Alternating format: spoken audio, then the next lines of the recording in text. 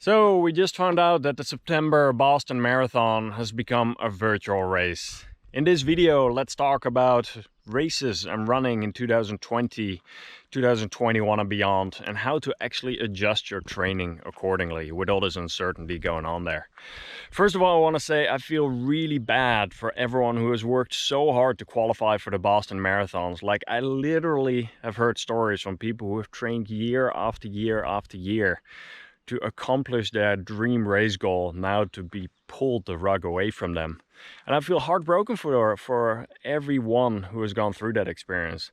Personally, I've ran the Boston Marathon a few years ago and I trained really hard for it myself as well. And so I know how challenging it can feel right now.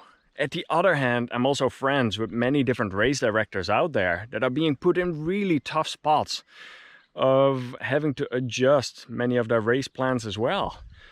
Either because of legal reasons that the regulations purely don't allow them to put on a race, or they're deciding that having many people run at the same time is not the best call right now.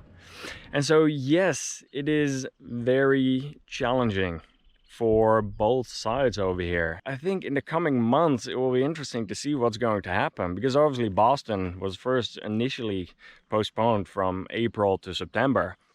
And now there's a lot of eyes on all these other races as well. What's going to happen with the New York Marathon? What's going to happen with the London Marathon? The one thing that I will say is we will be back to running marathons again. It might not be in the same capacity, and we don't know when these races are going to happen, like full distance on the actual courses. There is definitely a transition phase happening. At this point, obviously, there's many more virtual races happening in many different capacities. It will be interesting to see in what sort of way the Boston Marathon is going to set that up. There's going to be more shorter, smaller races happening, and I think this is where you'll see corrals happening spread out further and smaller groups of runners going around at the same time. Last week I was part of a Roadrunner Club of America event, and in some of the pre-read materials, it was interesting. They shared a survey with about 2,500 people about how comfortable do you feel running in this landscape. If you would run a race now and it would have 100 to 500 people, how comfortable do you feel? And then all the way up to like 10,000 plus. And obviously, to no surprise, people were not feeling very comfortable running a race right now with 10,000 plus participants. And like the smaller races definitely had a higher likelihood of people wanting to participate in that. And that's what I think you're going to be seeing over here in the coming months, and even like into 2021 as well. That these races that are actually going to be happening are obviously going to be of a much smaller size.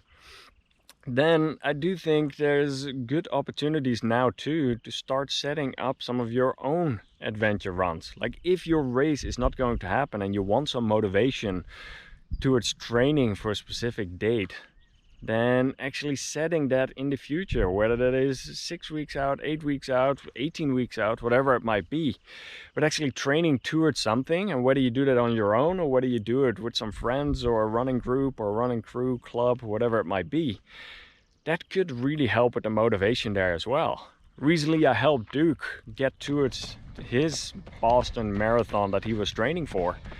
I recently posted a podcast with him and actually helped support him for a bit on his adventure there. And I think we're going to be seeing many more of those kind of adventure runs happening as well. Personally, I am a big fan of self-supported adventure runs, where you just set a certain date or time and you decide, I'm going to be running from here to there, whatever the time or distance might be. For example, I've done it with shorter distances, but I've also done it running, like going out on the 1st of the year, just grabbing a bag of water and just go run for a few hours, see where you end up. I've also done it where it's for New Year's. I decide, let's go run a marathon, and I actually work myself up to that date. Or I've done it where it's been longer distances, go out and run like a 100-miler. I think we're gonna start seeing many more of these different smaller adventure runs happening, and those are actually really fun to do. Maybe find what motivates you, what excites you in running, and do some of that. I do think you're going to start seeing more group runs happening again, and yes, some of the races are not happening in the short term, but still finding ways of what brings you joy in running is so important over there. So at 6 in the morning, I'm on a remote trail, I thought, and in the distance I'm hearing a really loud speaker coming by. Someone is blaring, I believe, some Korean music. Hello, hello.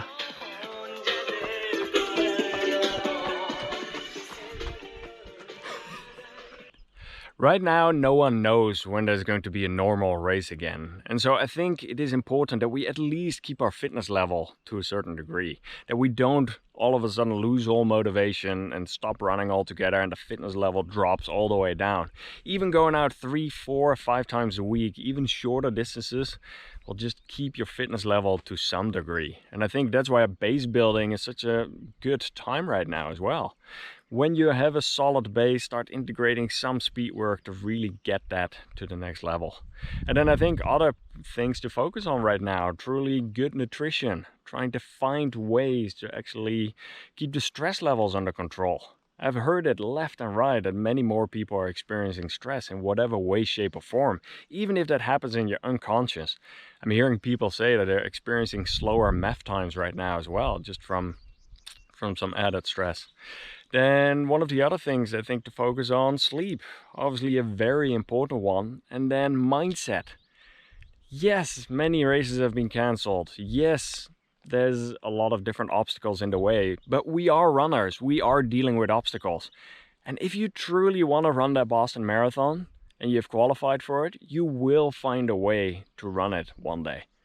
And I think that's an important one to remember. We are dealing with different challenges. It's just more up to us to decide how we're going to deal with that.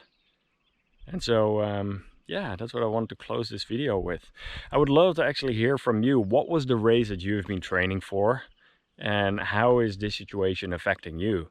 How are you looking towards future races and how are you adjusting your training?